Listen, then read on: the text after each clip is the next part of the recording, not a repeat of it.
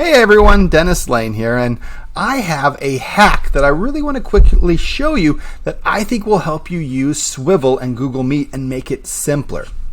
I've been hearing from teachers that one of the real challenges of using Swivl and Google Meet is that you have to take a Meet code from your Google Classroom and type it directly into the iPad on the Google Meet app, and that's a pain and it takes time, and if you don't type it exactly right, you're in the wrong Meet, and it's really a point of hang up as we use Swivl in our classroom.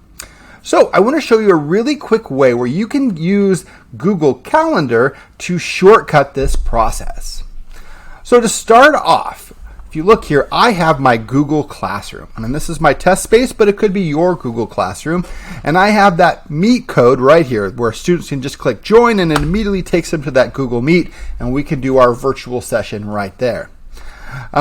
Now, in order to get this, what I'm going to do is I am going to click right here on that caret, and I'm going to click Manage. And you notice right there is my Meet code, Google Meet, and then I have these letters with dashes in them. In order to do this, I need to write down this Google Meet code. So I'm going to write down JCI, and I'm not going to worry about the dashes, KJWVANA. So I'm going to write that down. Now, once I have my Meet code, I am going to open up my Google Calendar. And so here I'm going to go to another tab. I'm going to go to my Google Calendar, and we can pick any day. We're just going to pick right here. We'll pick in March just to make it simple. And I'm going to create an event in my Google Calendar. And to do that, I'm just going to hit a new item. So I click on a day, and we're going to call this virtual class. You can do it, call it whatever you want. And I'm going to add a time to this, and I'm going to set this up for whatever time it is. And so let's say my virtual class starts at 1:37, and it goes for 45 minutes. So it ends at 2:22.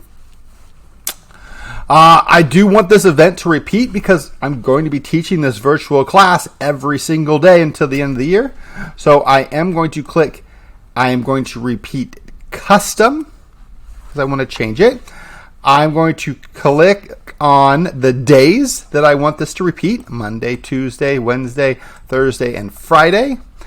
And I would like it to end right here on the last day of school, which my last day with students is going to be June 15th. And I click done. And so what's going to happen is I've created an event that's going to occur every day that we have school, every school day from 1:37 to 2:22.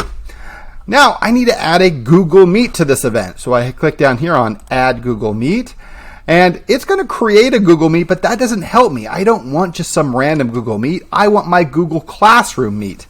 So I'm going to click right here on this down arrow, and you'll notice it's going to give me more information. And when I put my cursor over the top of the Meet, I get this pen.